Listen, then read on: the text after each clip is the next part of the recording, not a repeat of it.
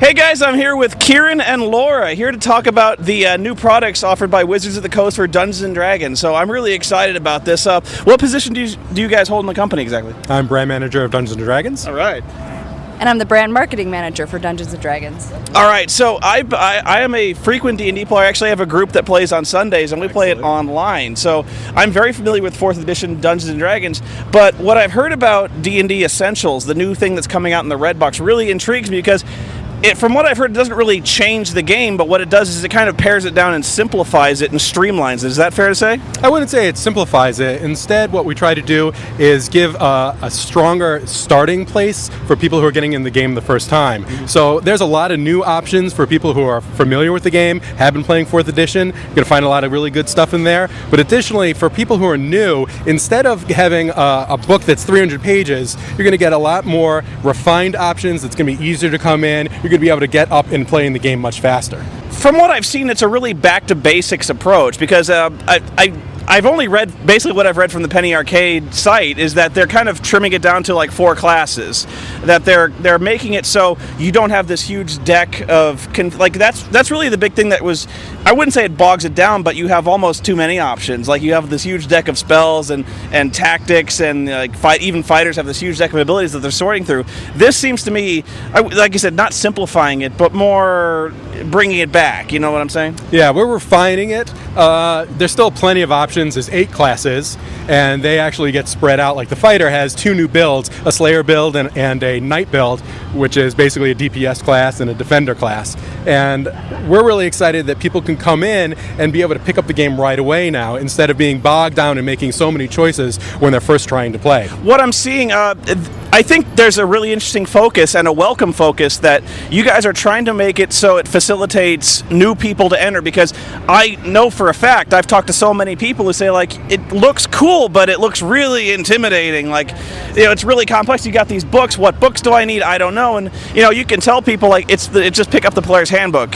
It's really simple. But still, the thing is, it's just an intimidating type of game that you almost have to be kind of inducted into. Like, a guy who knows a guy has to bring you into the game, and you're the noob. And so from what I saw is, like, a new guy can pick this up, and there's kind of like a choose-your-own-adventure type thing, or almost like an introductory quest that helps you. So we went back to basics with that with the Red Box. That's something you saw in the original Red Box, was the choose-your-own-adventure that allowed you to create your character as you were going through that adventure, and that's something that we thought was very important. Another thing that we did with the Essentials line is when somebody comes new to the game, we say, here, go to the Essentials products. You don't have to worry about Player's Handbook 1, 2, 3, Martial Power. You don't have to worry about all that other stuff. It all looks the same. It says Essentials on it. It'll give you the rules that you need to know how to play, character options if you want to be a player, Dungeon Master options if you want to be a DM. Start with those 10 products, you're set to play. Right. Okay. It's such a clear migration path, too. Once you've made that decision as whether you're a player or a DM, you'll have a map, literally, within the Red Box that will guide you to the specific products that you need.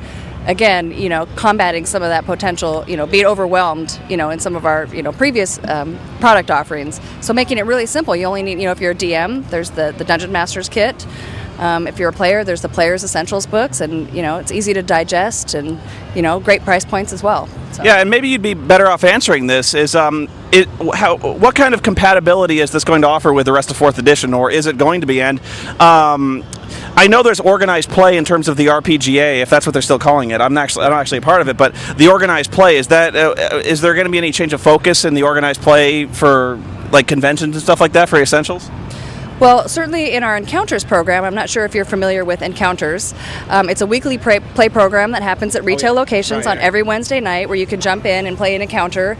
And the Encounters last for about 1 to 2 hours, and it's a mini campaign that spans, about 3 to 5 months for each season.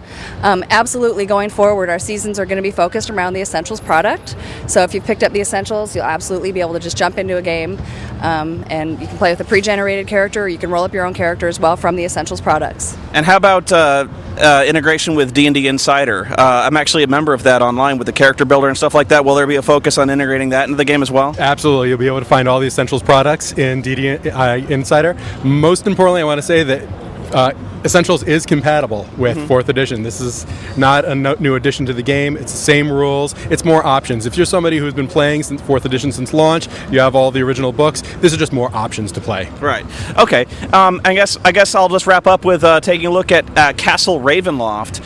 and I haven't seen this firsthand. I'm actually really excited to get a look at it. I think a lot of people are comparing this to Hero Quest or Descent, and so is that a fair comparison? Yeah, sure. Well, it's actually cooperative board game, dungeon crawl. So if you want to draw comparisons to other board games out there, that's fine.